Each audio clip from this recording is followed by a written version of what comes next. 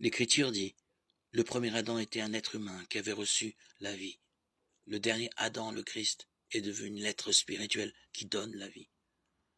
Ce qui est apparu d'abord, ce n'est pas l'être spirituel, c'est l'être humain, et ensuite seulement le spirituel. Pétri de terre, le premier homme vient de la terre, le deuxième homme, lui, vient du ciel, puisque Adam est pétri de terre, comme lui les hommes appartiennent à la terre, puisque le Christ est venu du ciel, comme lui les hommes appartiennent au ciel. Et de même que nous sommes à l'image de celui qui est pétri de terre, de même nous serons à l'image de celui qui vient du ciel.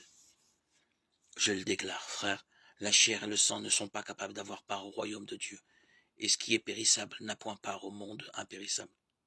C'est une chose mystérieuse que je vous annonce. Même si nous ne mourrons pas tous, nous serons tous transformés, cela instantanément, en un clin d'œil, quand retentira le signal au dernier jour. Il retentira en effet, et les morts ressusciteront impérissables, et nous serons transformés. Car il faut que ce qui est périssable en nous devienne impérissable. Il faut que ce qui est mortel revête l'immortalité.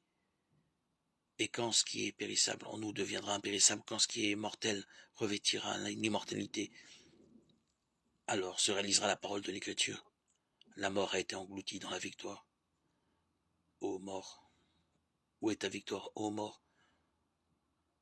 Où est ton dard venimeux? Le dard de la mort, c'est le péché. Ce qui renforce le péché, c'est la loi. Rendons grâce à Dieu qui nous donne la victoire par Jésus-Christ notre Seigneur.